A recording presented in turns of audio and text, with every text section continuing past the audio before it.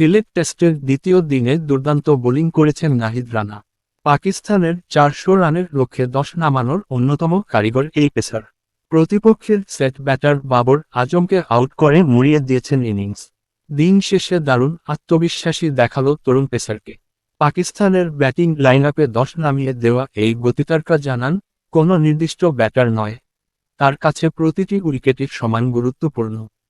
তিনি আরও জানান, আগামীকাল সারা দিন ব্যাটিং করেই ম্যাচের নিয়ন্ত্রণ আরও শক্ত করতে চায় বাংলাদেশ। সংবাদ সম্মেলনে বাবর আজমকে টানা তৃতীয়বারের মতো টেস্টে আউট করা নিয়ে প্রশ্ন উঠলে নাহিদ বলেন, আসলে প্রত্যেকটা ব্যাটারকেই আউট করতে মজা লাগে। কারণ প্রতিটি উইকেটে আমার জন্য গুরুত্বপূর্ণ এবং আমার টিমের জন্য। আমি জাস্ট আমার প্রসেসের মধ্যে থাকার চেষ্টা করি এবং চেষ্টা করি যে কিভাবে আমার প্ল্যান এক্সিকিউট করে আমার টিমকে হেল্প করা যায়। বাবরকে আউট করার ডেলিভারিটি নিয়েও ব্যাখ্যা দেন এই পেসার। আগের বলটি 149 কিলোমিটার গতিতে করার পর হঠাৎ গতি কমিয়ে 144 কিলোমিটারের বলে বাবরকে ফাঁদে ফেলেন তিনি।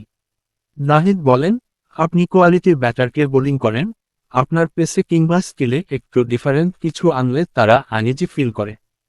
আমি জাস্ট চেষ্টা করছি, আলহামদুলিল্লাহ এক্সিকিউট হয়েছে। দ্বিতীয় ইনিংসে বাংলাদেশের পরিকল্পনা নিয়েও পরিষ্কার বার্তা দিয়েছেন নাহিদ। তার মতে, এখনই নির্দিষ্ট কোনো লক্ষ্য ঠিক করছে না দল, বরং যত দীর্ঘ সময় সম্ভব ব্যাটিং করাই মূল উদ্দেশ্য। নাহিদের ভাষায়, আমরা কালকে যতক্ষণ পারব ব্যাটিং করব। সেরকম কোনো টার্গেট নেই যে 200 কিংবা 250, 300 দিতে হবে।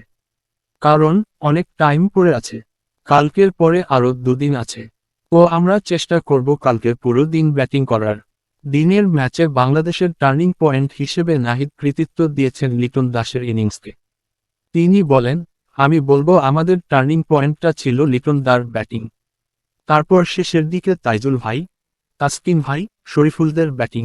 যদি লিটন দার সেঞ্চুরিটা না হতো, তাহলে আমরা একটু ব্যাকফুটে থাকতাম।